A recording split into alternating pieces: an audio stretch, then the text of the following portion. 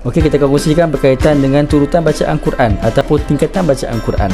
Yang mana ada soalan yang kita terima, di antaranya dia kata, "Ustaz, bolehkah kita baca Quran ni dengan bacaan yang laju ataupun perlu tak kita baca Quran dengan bacaan yang perlahan?" Jadi, kita kongsikan ada 4 turutan yang basic dalam bacaan Quran. Yang pertama, turutan bacaan yang sangat perlahan. Okey, bacaan yang sangat perlahan ni disebut sebagai tahqiq, bacaan tahqiq. Bacaan tahqiq ini adalah bacaan yang selalu dibaca oleh seseorang yang baru belajar untuk baca Quran. Contohnya lah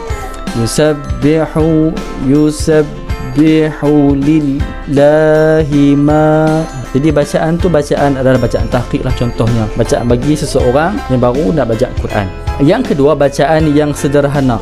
Bacaan yang sederhana ni lah bacaan tadwir. Kalau kita nak tahu, kita pergi kat masjid lah, imam-imam baca kan. Antaranya kalau kita pergi tentang bulan puasa, imam tarawih baca, macam tu lah. Bacaan yang biasa, yang sederhana, bacaan yang ramai orang amalkan. Khususnya bagi para imam lah yang amalkan bacaan. Contohnya lah bacaan dia, Bismillahirrahmanirrahim.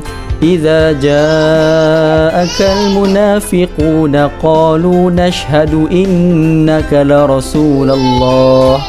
Okey, bacaan yang sederhana, yang relax, yang tak kelakabut kan, bacaan yang santai, bacaan yang lancar dan baik. Yang ketiga, bacaan yang agak laju dan bacaan yang laju. Okey, yang mana bacaan ini disebut sebagai bacaan hadar. Okey, cuma bacaan hadar ini diamalkan ataupun dipraktikkan oleh anak-anak tahfiz selalunya. Sebab apa? Sebab anak tahfiz ni, kalau kita tahu, mereka ini memang dah mahir dalam tajwid. Bacaan Quran mereka dah bagus dah.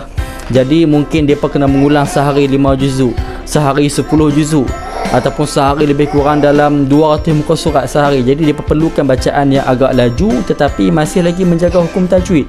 Maka hadar ini dibolehkan khusus bagi orang yang ahli Al-Quran, orang yang memang hafal Quran, orang yang mengulang Quran setiap hari dalam banyak muka surat. Okey, insya-Allah. Dan yang keempat adalah bacaan yang paling baik adalah bacaan tartil.